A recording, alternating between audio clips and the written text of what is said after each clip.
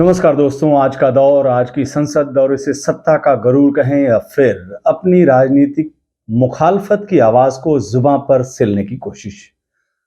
बोलने पर पाबंदी, लिखने पर पाबंदी, प्रदर्शन पर पाबंदी, पत्र पत्रिकाओं पर पाबंदी, टीवी अखबार पर पाबंदी, सोशल मीडिया पर पाबंदी, सामाजिक संस्थाओं पर पाबंदी, आपसी भाईचारा निभाने पर पाबंदी, हर उस चीज पर पाबंदी जिससे इस सरकार के जोर जुल्म पर किसी तरह का खलल पड़ता हो।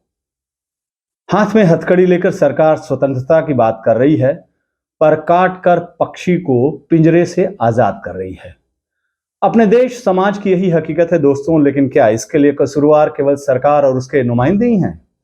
इस सवाल का जवाब तलाशने से पहले आपसे एक सवाल। दुनिया का सबसे बड़ा अपराध क्या है?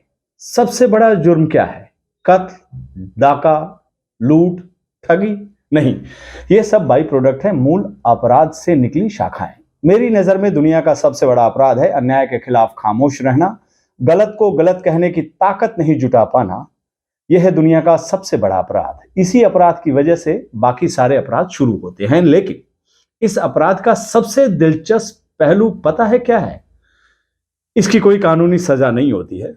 कोई भी कोर्ट, कोई भी अदालत आपको इस बात के लिए सजा नहीं सुना सकती है कि आप उस वक्त क्यों खामोश रहे जब एक निरंकुश तानाशाह, एक तानाशाही सरकार, एक शातिर सियासतजीवी लोकतंत्र की धज्जियां उड़ा रहा है।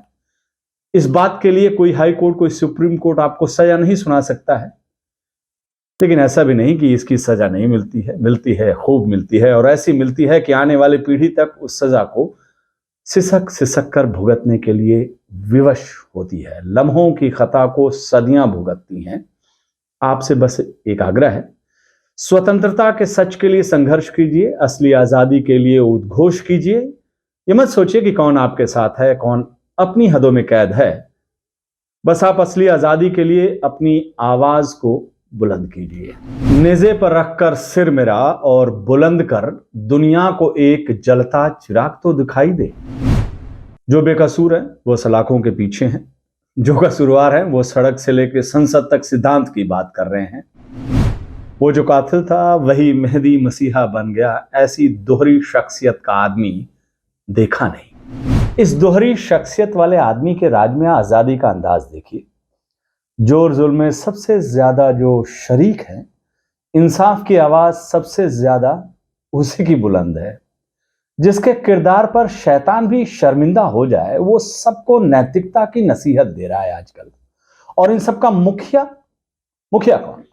उसे यह फिक्र है हरदम नया तर्जे जफा क्या है। हमें यह शौक है देखें सितम की इंतहा क्या है। सितम की इंतहा अभी आने बाकी है दोस्तों, लेकिन उसका ट्रेलर हम पिछले 9 सालों से देख रहे हैं। पिछले 9 सालों में आजादी की नई परिभाषा कर दी गई है इस सरकार ने।